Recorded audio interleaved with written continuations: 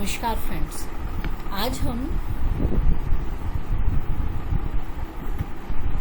Option से related next strategy और steps बोलेंगे क्योंकि हम इसमें स्ट्रेटजी करना सीखेंगे। अभी तक हमने ये देखा था कि ऑप्शन क्या होता है, उसमें टाइम वैल्यू क्या होती है, ऑप्शन कितने तरह के होते हैं, at the money, in the money, out of money, option का मतलब क्या होता है, ऑप्शन बायर और सेलर की रिस्पॉन्सिबिलिटी क्या होती है, और ऑप्शन चेन पढ़ते कैसे हैं, उसमें कहाँ पर क्या क्या चीजें होती हैं, उनको कैसे पढ़ना चाहिए, और ऑप्शन में जो पोजीशंस बनती हैं और प्राइस में जो एक्शन होता है उसको कैसे पढ़ा जाता है।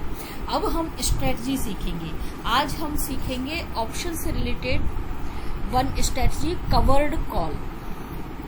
कवर्ड कॉल में हम ये साइडवेज मार्केट में काम करती है। जब मार्केट फॉल के बाद जब उसमें नीचे ईडीटी बनता है और एक साइडवेज ट्रेंड में मार्केट घूमता है, उस वक्त इस स्ट्रेटजी को करना चाहिए। और बुलिश ट्रेंड में जब मार्केट मूव करना शुरू करता है, बुलिश टाइम के समय इसको करना चाहिए, नॉट बेयरिश टाइम। और इसमें हम क्या करते हैं, जब साइडवेज मार्केट नीचे रहता है उसमें हम इसकी अंडरलाइन वैल्यू जो स्टॉक है उसमें इक्विटी में बाय करते हैं और ऑप्शन में एक ओटीएम या एट द मनी का या आउट ऑफ मनी के कॉल को सेल कर देते हैं। और इसका सीधा सीधा बेनिफिट और हमारा ऑब्जेक्टिव रहता है टाइम वैल्यू को यूज करना। टाइम वैल्यू रिड्यूस होती है और प्राइस साइडवेज घूमना है, क्योंकि साइडवेज मार्केट रह रहा है कि हम किसी ट्रायंगल या साइडवेज में हम ये चीजें देखते हैं, डायगोनल या ट्रायंगल, उसके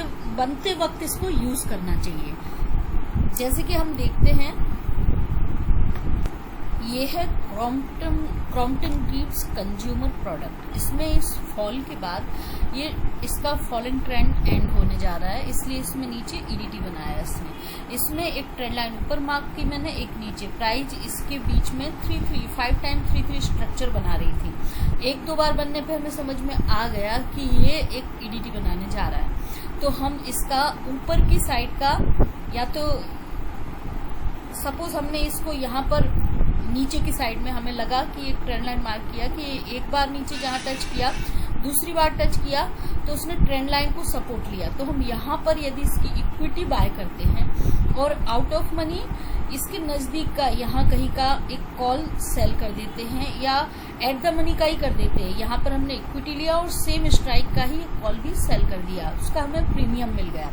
तो इसका सीधा सीधा बेनिफिट हमें, यदि हमने स्टार्टिंग में वीक हमें लगता है कि अब मार्केट बुलिश ट्रेंड में जाएगा, तो स्टार्टिंग में ही हमने मंथ के में इस सेल को अच्छा प्रीमियम रहता है तो प्रीमियम ले लिया इसका और बैठ गए उसको लेके। अब हम मंथ एंड तक प्राइस इस रेंज में ही रहेगा, यहाँ से ऊपर जाएगा, ऊपर से नीचे, बस इसके अंदर ही घूमेगा, हमें मालूम है। तो जब एंड आएगा मंथ एंड, तो इसमें टाइम वैल्यू रिड्यूस होगी। यदि हमने इसको बेचा और हमने प्रीमियम 50 रुपये यदि ले लिया है, तो 50 रुपये में से टाइम वैल्यू कम होते होते 10 रुपये की कॉल रह जाएगी, 40 रुपये हमें मिलेंगे। तो जब एक्सपायरी आएगी तो एक्सपायरी में हमें पोजीशन को स्क्वायर ऑफ करना पड़ेगा, तो हमें खरीदना भी पड़ेगा उस कॉल को। तो उस कॉल को हम खरीदेंगे 10 रुपये में, हमने बेचा था 50 रुपये में, तो 40 रुपये हमें मिल जाएंगे। और प्राइस में हमने इक्विटी में बाय भी किया है, इसको इक्विटी में जो बाय किया है वो भी हमें प्रॉफिट देगा, और जो कॉल सेल किया है वो भी हमें प्रॉफिट ही देगा। तो इस स्ट्रेटजी को इस वक्त इस तरीके से करके हम दोनों तरफ से प्रॉफिट ले सकते हैं। नमस्कार फ्रेंड्स, प्लीज आप लोग मेरी वीडियो को लाइक कीजिए, शेयर कीजिए एंड सब्सक्राइब कीजिए। Thank you.